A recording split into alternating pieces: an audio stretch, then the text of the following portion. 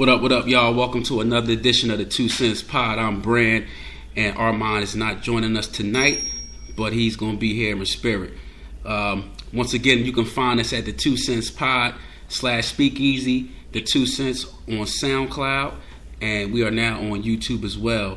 And y'all can find me at Peace is a Verb with 2 B's, because that's how I be. And y'all can follow Armand at Armand for Congress with a 4, because we do this for y'all. So without further ado, man, we're going to get started tonight. We under some time constraints, but we are going to try to rip through this year, 2006, and give you guys the best content that we can possibly give. I got my brother Zoe with me. I got Ray, Zoe fam to the show. Ray, he was on the 2015 pod with us, right, and gave us some great insight. But we have our first special guest, first time on the pod, my man Wildfire. What up? What up, sir? What's going on? How we doing? We chilling. You want to give the people a little breakdown of, you know what I mean, who they dealing with right now? Yeah, man. So, Wildfire, they say I'm a producer, so, I work with, been very blessed to work with, people like, Nas, Jay-Z, Missy Elliott, and then been very influential in Kendrick's career, worked on a lot of his early stuff. Lil Wayne, just a couple cats, so, really take over the game. But again, been very blessed to have worked with a few folks. Yeah, not bad. Yeah, Ray was on the 2015 pod with us, and Ray, man, you want to introduce yourself to the people? What's up, man? It's me, Ray. Came down to Philly all the way from Jersey, and actually, Brandon was filling me in. I didn't realize that you were Wildfire. I've actually seen some your name on a couple of production credits on songs I like. So I just wanted to say, from what I've heard, I'm a fan of what you made so far. That I've heard. So I just wanted to express. I didn't realize that because, like Brandon said, you used the line in another podcast. You like that we look through the liner notes of credit. I'm very much that kind of person. If I hear a dope beat, I want to know who made it. Right. Whether it's a recognizable, like somebody who's been in the game primo or just a new cat, I look at credits. So I just wanted to, just show love because what you made, you actually made 2 of my favorite songs on Theater of the Mind. So, I do it for hip hop and Last of a Dying Breed. So I just wanted to throw that out there.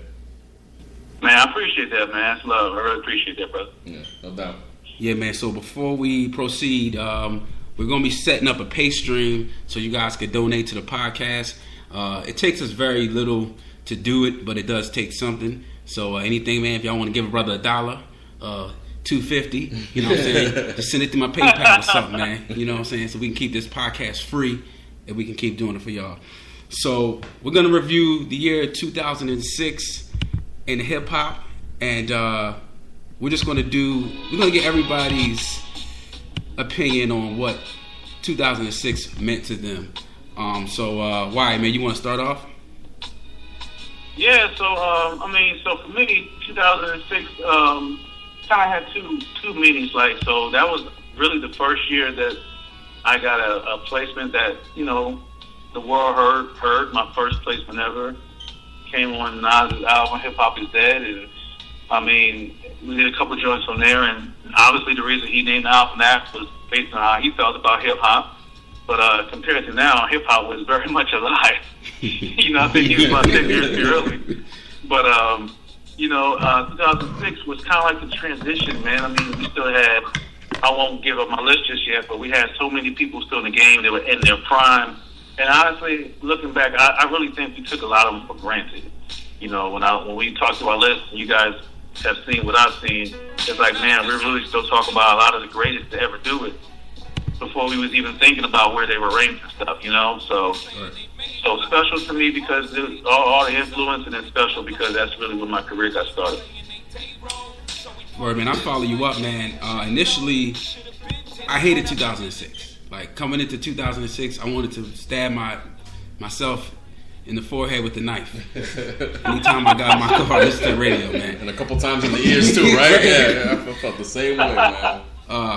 At that time, man, I was going down Old City partying a lot and in the downtown mix, and just really feeling like hip hop is like not represented in these nightclubs or in the radio, and the independent underground stuff was there, but the commercial stuff was just so trash, and I really did not like this year. But by the time the year ended, like mid 2007, you look back and I'm like, man, this 06 wasn't that bad. Yeah. So, in hindsight, it was better. Like you said, at the time, I was feeling like Nas, hip hop is dead, but like shortly thereafter, I'm like, man, it ain't that bad at all, honestly. So that's my take on 2006. Yeah, I follow. I mean, I think that's pretty much our perspectives in the sense that, we're 80s babies, so we had the golden era and we were spoiled with so much rich content. That'd be great. There was some stuff that was filler material here and there, but overall, we had top quality stuff. Once we got to the 2000s, the ringtone era, everything else is almost like, okay, now this is it's quantity over quality at this point. Right. So 2006, I'm thinking the same thing. How I looked at it before, I thought maybe it was only made 2-3 good albums that were good. Look back at it now, there was a lot of good stuff, whether it was underground and commercial. Yeah. But that's what's good about these reviews, because then we can look back and reflect on it. Right. And now we can actually appreciate it better now. But a fresher set of ears, too. Like, more, like, finer tuned ears. Like, I went back and listened to a lot of releases this year. I thought I was going to struggle to come up with 5 albums. I wound up making a list for myself of 10. But I think the one drawback, to add to your point about this year, going out and not hearing hip-hop represented, was this was, like, one of the peak years for ringtone rap. Yeah. So like Party Like a Rock Star, I don't know if that was it, but all of that was what was dominating the airwaves. Right. All the ringtone rap more than anything. Like D4L and them, and my white tee. In my white, the Laffy Taffy, like all of that. Right. Killed myself. Yeah, that was like a peak. This was one of the peak years for it. Yeah. So man, we can roll into our first roundtable discussion. And that is Hidden Gem of the Year. So that could mean artist, mixtape, album. I don't know, man. Somebody did a poem you felt like was hot or something. Like, what I'm saying? That didn't get no notoriety. What was a hidden gem for you guys for this year, for 06?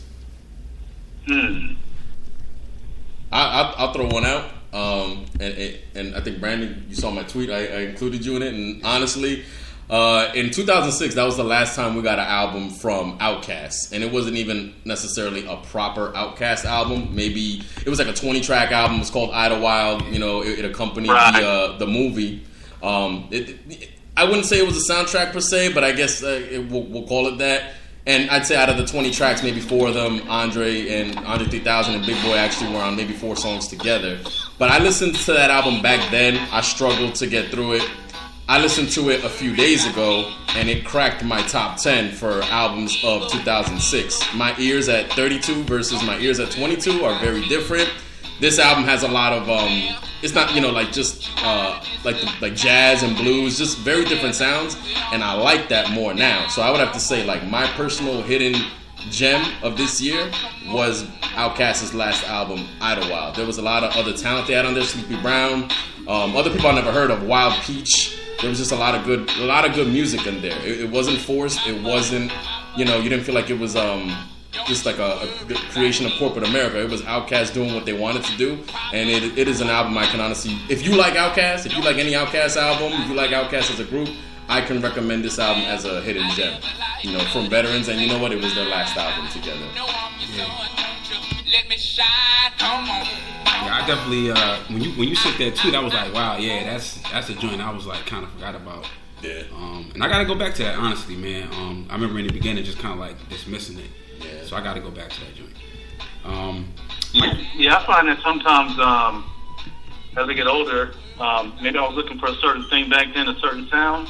And then, like, when you go back now, you feel like, man, this is kind of dope. What was I thinking, Yeah. And you kind of, so that was one of the ones I actually had circled to kind of go back and listen to and try to see if I can kind of just capture something that I just wasn't missing. I wasn't catching 10 years ago, Word. For me, man, my hidden gem, Little Brother, they didn't have an album out this year, but at this point, man, they had already put out 2 classics in my mind. And they did a mixtape with DJ Drama, Separate But Not Equal. And at that time, they were still seen as backpack conscious rappers, and they kind of wanted to shed that image. So they, I thought they did it the best way possible to go to the Drama King, and that was a great mixtape. And I had that circled in, and also Ninth Wonder and Murs' album, Murray's Revenge. Yeah, which is not on my list. But that's a dope album. If you're into Murs, if you're into Ninth Wonder, great stuff. Yeah, for me it was a couple gems to me in different aspects. I thought a song that should have got major radio play and never did was Clips' Mr. Me Too. That was a bang when I first heard that. I'm like, okay, this is gonna really get Clips. True, man. Yeah, when I first heard that song, that was their lead-off single. It was like, but it felt like it was not. It felt like it was like a setup record. It sounded like but how that bass was on there and how Pharrell got on that joint. I'm like, okay, this might be the song that really gets them almost maybe not on grinding level, but on level like, yo, we gotta buy this. And it did. I mean, it's definitely on one of my lists we'll get later on to, but.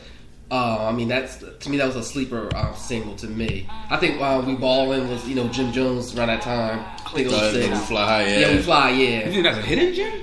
No, Mr. Me Too, I'm talking about hidden gem. As far as a single, as far as something I think that could have got more radio play. As far as you being in the club or whatever. The Jim Jones thing? No, I'm not talking about. No, I'm saying that was the same year. Oh no, that was not a gem. Oh, okay, I'm about to say.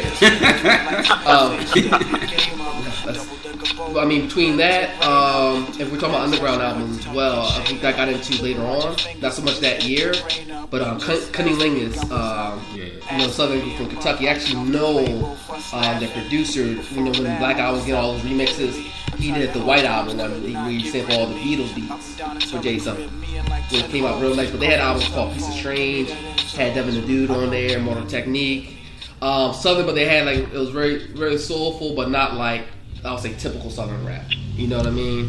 It's almost like, to me, they kind of remind me if UGK was conscious. You know what I mean? This is what they would sound like. Yeah. On that level. And then was that the album that had Fonte on it? Well, no, he was on the album after that one. Okay, all right. Yeah, I know you're talking about. Yeah, that's the album after that. I can't remember the name of that one, but it's the album after that. And then for me, the only other hidden gem for me that really stood out to me. So we're familiar with Jedi Mind Tricks, Philly rap group, kind of like Offspring of Wu. In a sense, but they came out that year with a song called "Song of Valor." Had R.A. the Rugged Man on there, and to me, he probably had the verse of the year because the whole backdrop of Vietnam War, but he rapped from the perspective of his father, who lived through that war. Right. Who was actually on the battlefield. So how he broke it down, but how he was the wordplay to it behind it just blew my mind away. And went like 3 minutes, multi-syllable, nonstop. I mean, if you ever heard that song, I mean, definitely worth checking out. Okay. About you, Cuss? So, I mean, it's not really underground. It's just a couple joints. So, I didn't hear a lot of people talking about Snoop's Blue Carpet Treatment album. But, man, I love that joint. I don't even know how I ended up getting it. It might be one of the last albums I bought without listening to first. And he just had, just a lot of West Coast classics on there. Just, at the time, my goal was kind of to just touch different sounds, you know what I'm saying? So, see if I can get something with West Coast next or whatever. So, I was real inspired by Snoop's Blue Carpet Treatment. And then I'm a huge Ghostface fan. I think that's the year he dropped More Fish. So it was just more, Fish Scale was classic, and it was just, again, More Fish, and it was just more Ghostface. So those 2 albums kept me fed. Yeah. Snoop, it was a nice album. I think this is his last great solo before he started venturing off doing the Snoop Lion and stuff like that. This was his last great rap album. This was I bought this. I own this. I thought this was a good album too. Personally, I thought this was probably his best album outside of Doggy Style.